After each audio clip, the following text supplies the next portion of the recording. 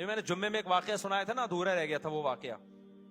وہ ہمارے ایک دوست تھے, جامعۃ الرشید میں ڈرائیور ہیں وہ پہلے ڈیفنس میں کہیں چوکیدار تھے. میں نے ان سے پوچھا یار آپ نے ڈیفنس میں چوکیداری کیوں چھوڑ دی؟ کہہ رہے ہیں یار ایسا واقعہ, وہ ہمارا کھوپڑی گھوم, پٹھان تھا وہ, کہہ رہا ہمارا کھوپڑی گھوم گیا.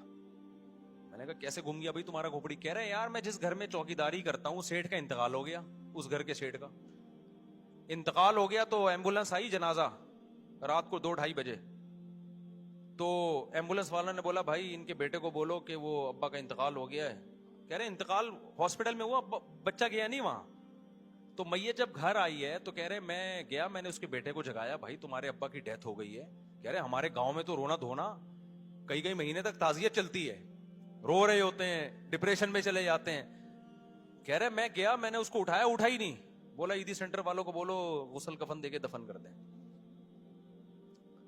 اور یہ واقعہ بھی 20-25 سال پرانا ہے. اب تو اور ترقی کر لی ہے بھائی ڈیفنس نے.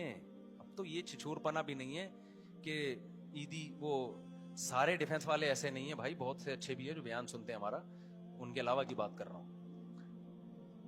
تو کہہ رہے کہ یہ حال, کہہ رہے میں نے کہا یار یہ انسان کا بچہ ہے, یہ تو اس سے تو گدھا اچھا ہوتا ہے.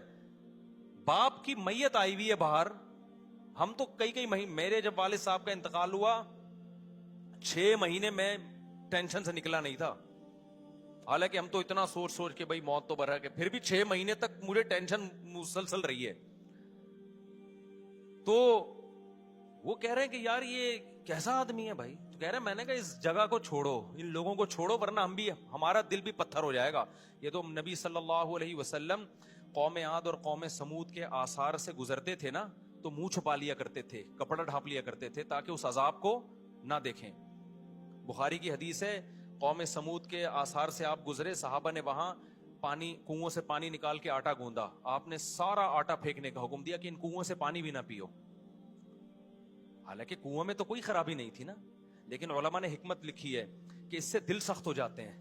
اس سے دل کیا ہو جاتے ہیں؟ پتا ہے بھائی قوم سمود تھی, اللہ کا قہر آیا اس کے اوپر, انہی کنووں سے آپ پی بھی رہے ہو اور آٹا بھی گوند رہے ہو, تو اللہ کے عذاب کی کا جو خوف ہے نا, وہ آہستہ آہستہ کیا ہو جائے گا, کم ہو جائے گا. تو یہ حکمت تھی اس میں. تو ایسے علاقوں میں, علاقہ تو ڈیفنس میں تو ہر طرح کے لوگ ہیں, اچھے بھی برے لوگ بھی, لیکن ایسی جگہ چوکیداری کرنا جہاں اس طرح کے لوگ رہتے ہوں. تو ہمارا پٹھان دوست ہے, اس نے بولا یار ہم بھی, ہمارے بھی کہیں ایسا نہ ہو جائے, تھوڑے دن میں ہمیں بھی اپنے ابا کیا لگیں گے بھائی, بوجھ لگیں گے. ہم کہیں گے یار اس کے تو جنازہ باہر پڑا ہوا ہے, ابا نہیں آ رہا, اور ہم سارا دن ابا کے پاؤں دباتے رہتے ہیں. تو یا تو وہ بے وقوف ہیں یا ہم بے وقوف ہیں. تھوڑے دن میں ہو جاتا ہے انسان. اس نے کہا, ہم نے کہا چوکیداری چھوڑو, کسی مدرسے میں ڈرائیونگ کرو پھر جا کے.